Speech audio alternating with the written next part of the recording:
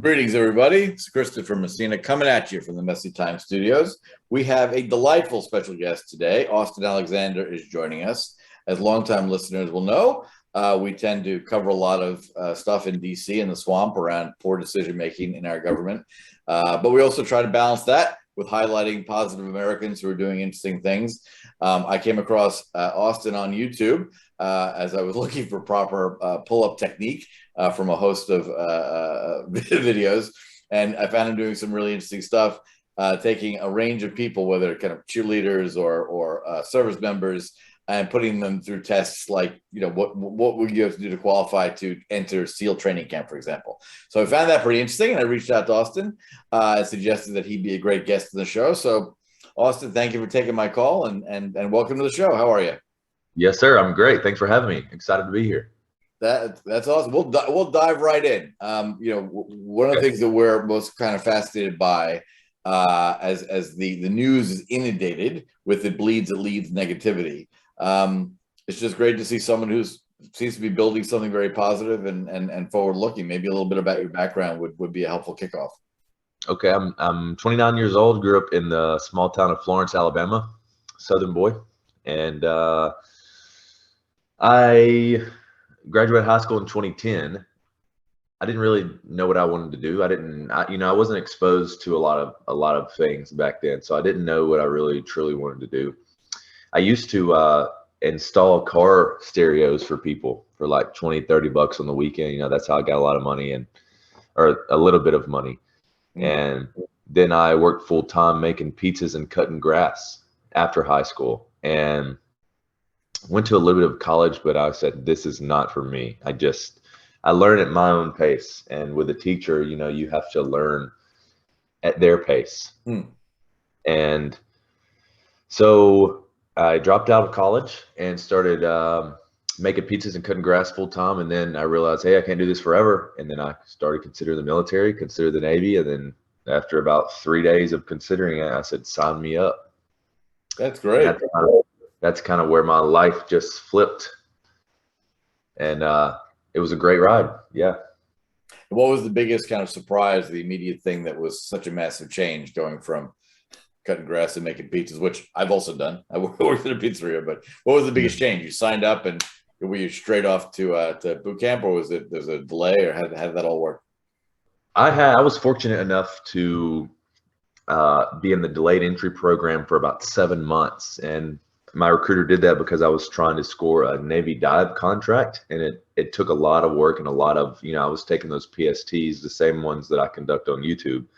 I was taking those, every weekend for 7 months, trying to get my scores better and trying to get better. So I was introduced to military leadership and folks before I went in, because I was being proctored by, former SEALs and Master Chiefs and people like that. So it kind of gave me a little taste of the military.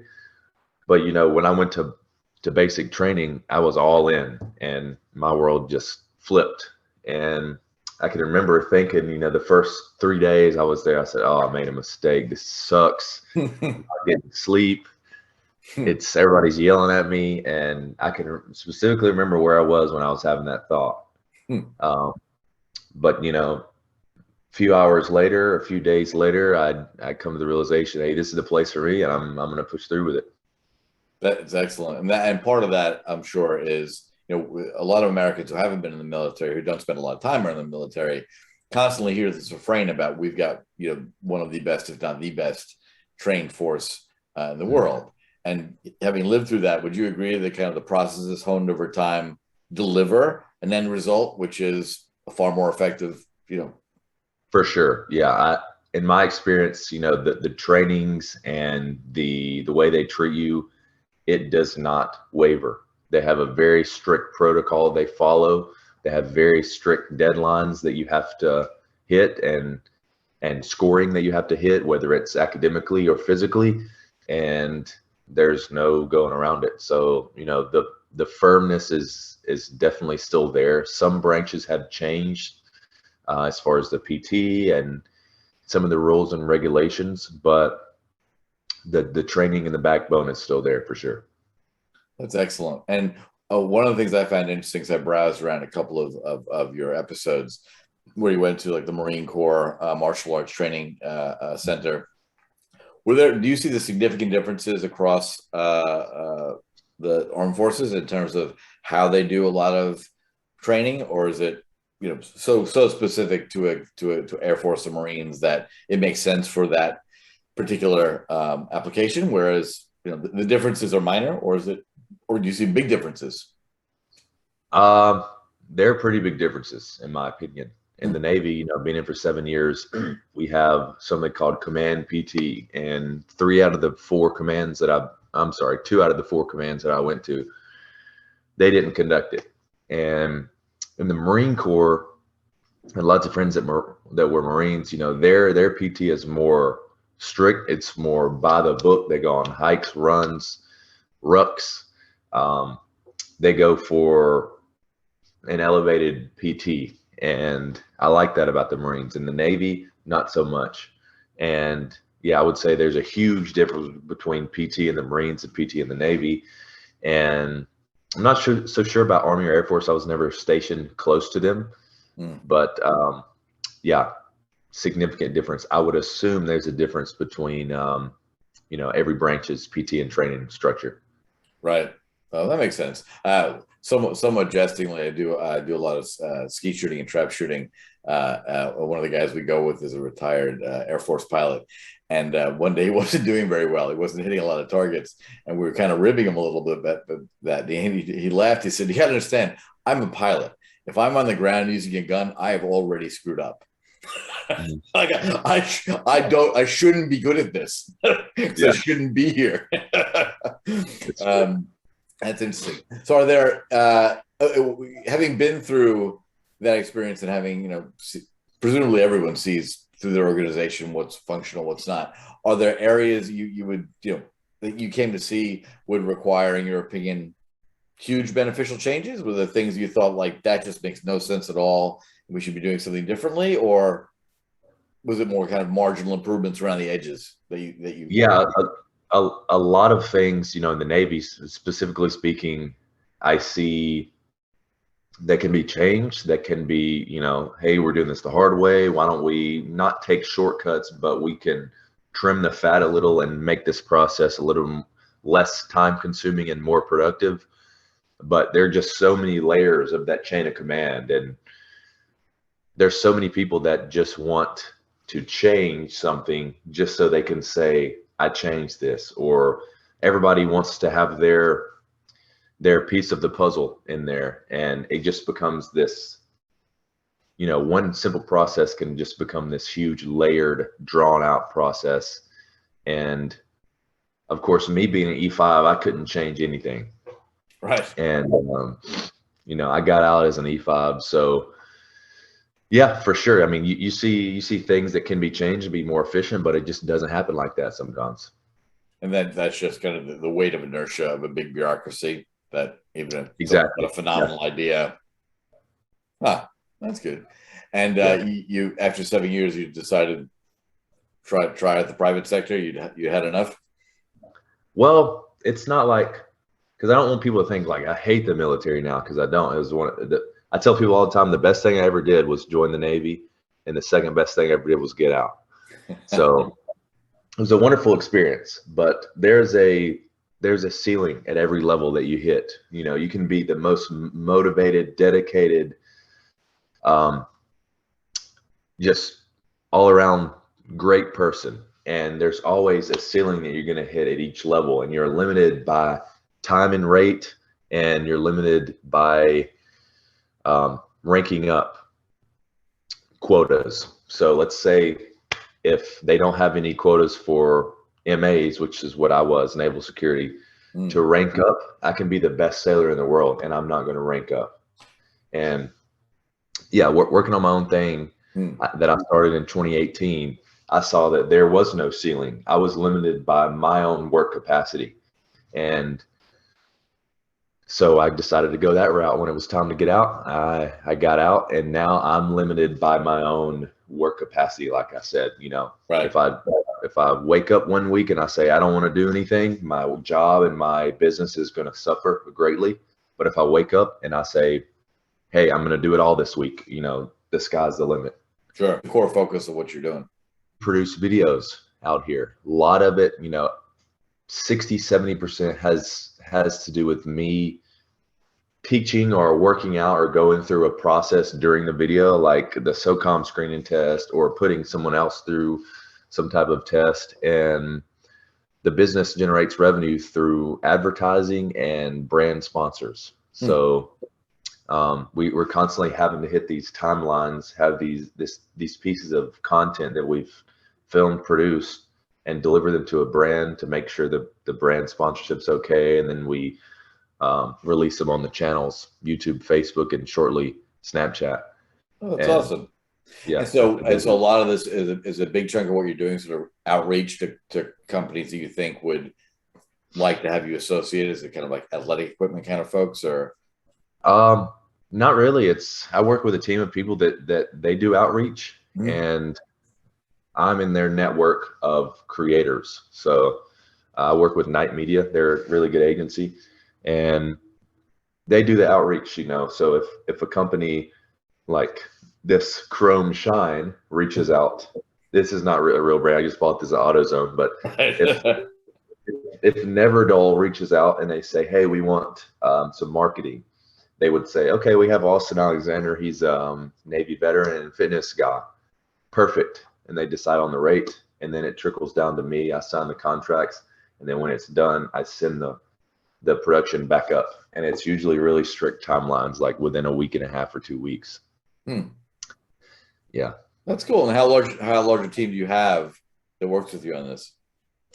Everybody that I work with, I'm the sole owner of the business, but I work with a lot of contractors. Work with my girlfriend Sarah, my cousin Braxton, and work with a team of about 3 or 4 videographers, as well as a team of 2 editors and a graphic designer. Oh, that's awesome. And now there was a lot of talk. You're out in California, which carries its own sort of legal and regulatory baggage. There was a lot of noise in the California legislature about rules kind of changing sort of gig economy or freelance type of work. Were you impacted by any of that? Did you have to put people on payroll and start paying taxes, or are you small enough to be able to avoid a lot of that nonsense? No, I mean, so we are a corporation, so we are definitely under the radar, but the way we work, we're contractors. Everybody that I work with has their own LLC. I have nobody in-house. This is just being a contractor that pays their own taxes. So they work with other people, so it's still completely fine for them to do that. So if I was bringing on someone full-time and just paying them as a contractor, then I would probably be stepping into grounds where California added that legislature. Right. Excellent. Well, what's the biggest thing? Like, there's a big theme you're thinking about, right? Where we're always interested in what motivates people and what drives them. Was this a sort of obvious thing that you were going to do when you left the service, or it was more of happenstance? I'm always fascinated. My career has been kind of a litany of opportunistic jumps. So yeah, was this the plan, or it just came up as a good idea? No, it wasn't a plan.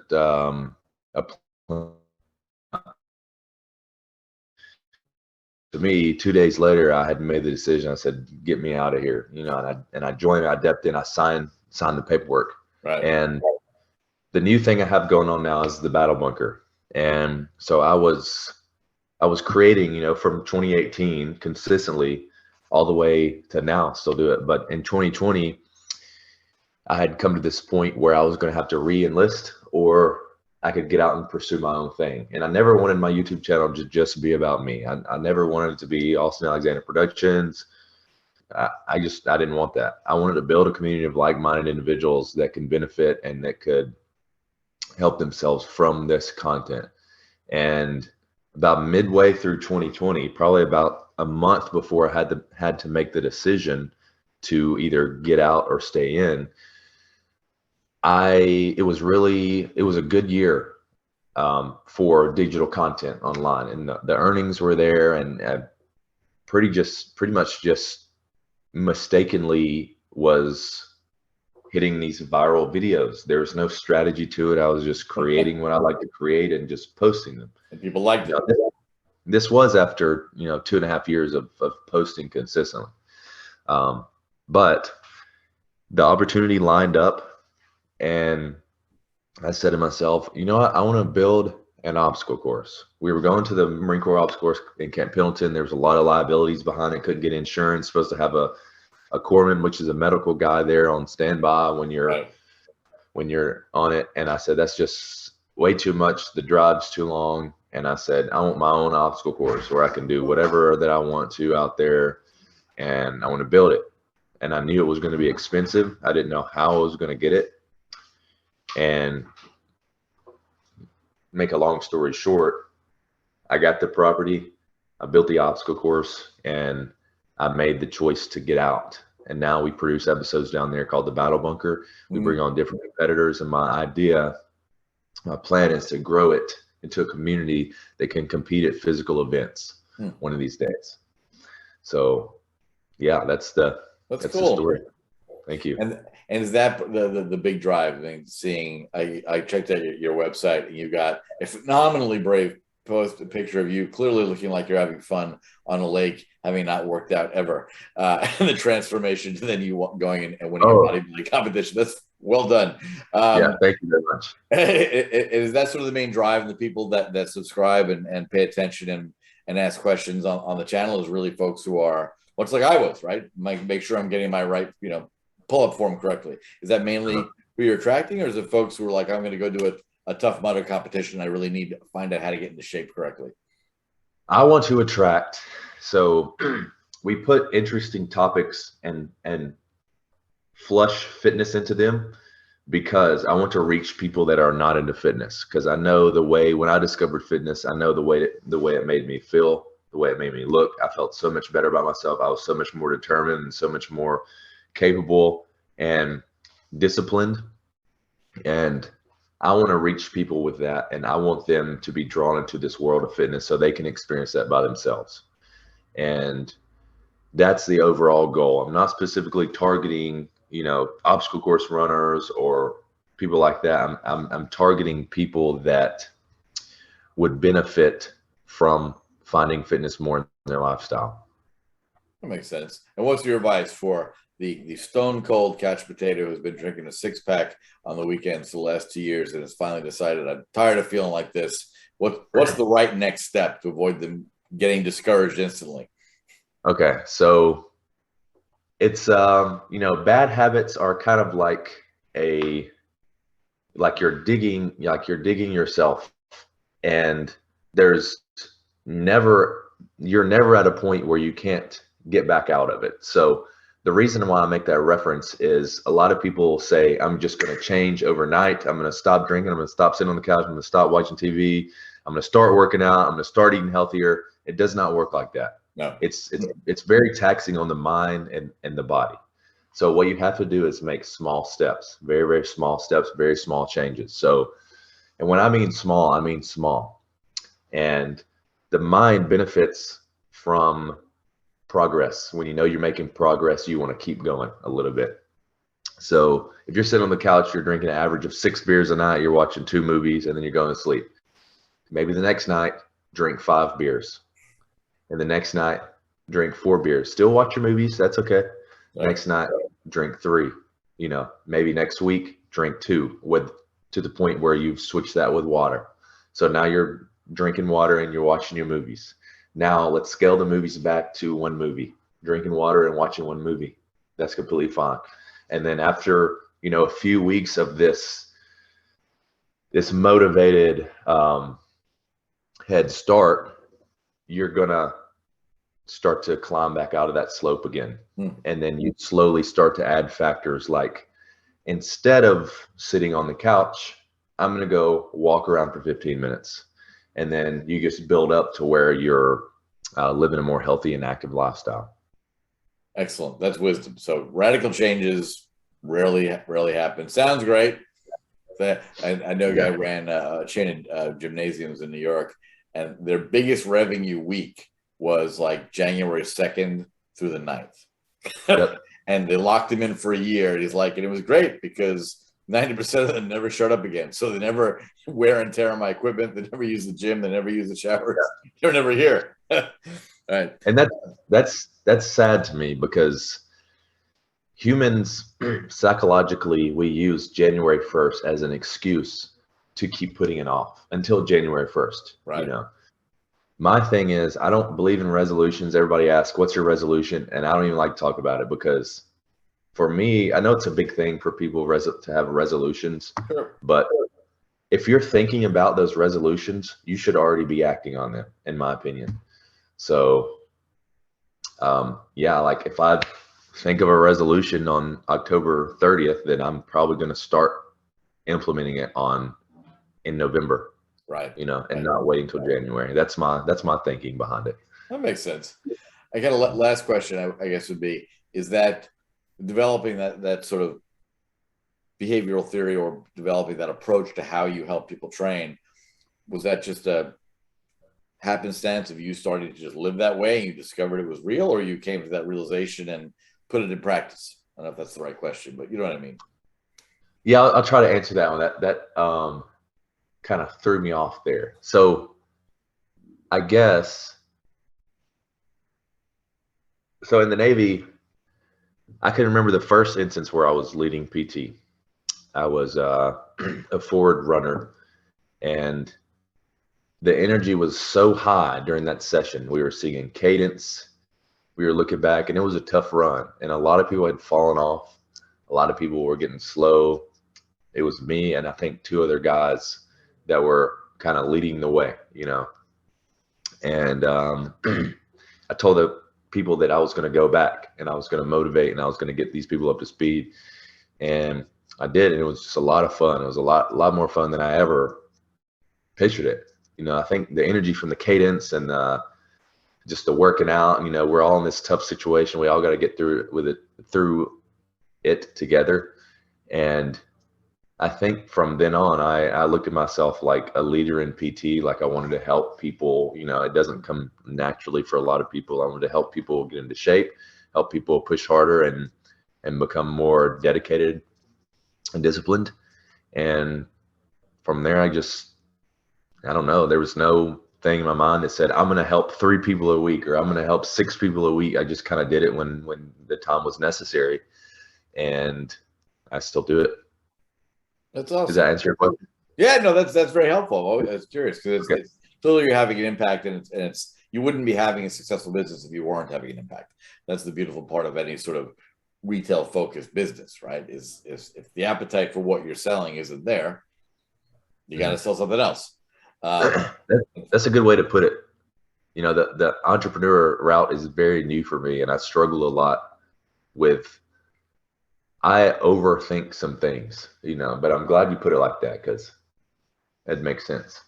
Oh yeah, well, I mean, it's you know, I've been in venture capital and entrepreneurship for decades. Sadly, apparently, I'm getting older, as my children tell me. But it's always helpful to think about that, right? There's a great metric, if you haven't seen it, where a study of say venture funded companies, whatever it is, whether it's a software service or you know whatever it is, there's always a survivorship bias, meaning a lot of them fail in the first few years, right? A lot of businesses fail, but of those that succeed, something like 80% of the businesses that have survived for 5 years and are profitable, something like 80% of those had a fundamental change in their business model from the time they were founded, right? And Mike Tyson puts it so beautifully with, you know, everyone's got a plan until they get punched in the face, right? And so for us, the punch is the market, right? I've given a lot of thought to this thing. I'm going to go create it. And maybe they like it. Maybe they love it. Maybe they hate it. But if I have enough engagement and feedback, I can shift gears and then I eventually find something. So most successful businesses, it's an iterative process. You get feedback. People liked what I did here, didn't like what I did there. So you're living that. It's not a theory. Good for you. That's awesome. Thank you. Are there any last thoughts? You know, suggestions aside from we'll give you a happy little boost at austenalexander.com. Everyone should go check it out and go to YouTube. But you know, what's your biggest? You know, now that you've got this bit of momentum and you're seeing what works, what doesn't, and you've got some ideas. Do you have a plan for where this is going to go, or is it still in the taking what comes and learning stage?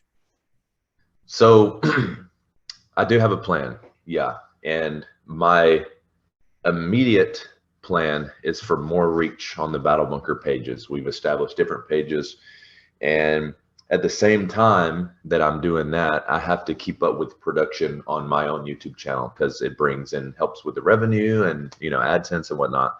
So I have two plans, one for short form content, one for long form content. I won't dig into the weeds, but the plan is A, more reach to grow the brand, and then B, launch a digital fitness competition first to see how it is, you know, and partner with sponsors to give away cash.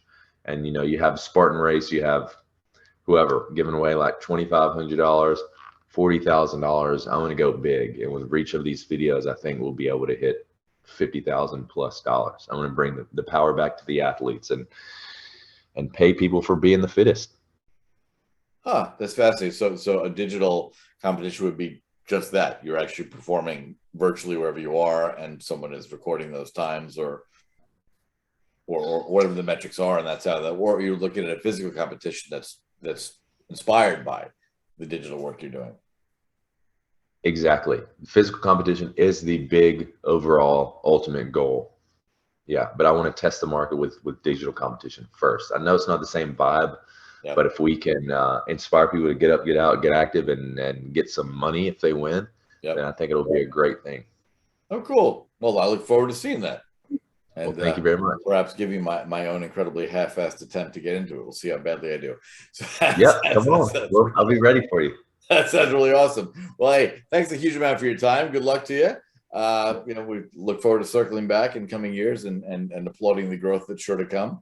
But, you know, until next time, we appreciate that. And, you know, we'll talk soon.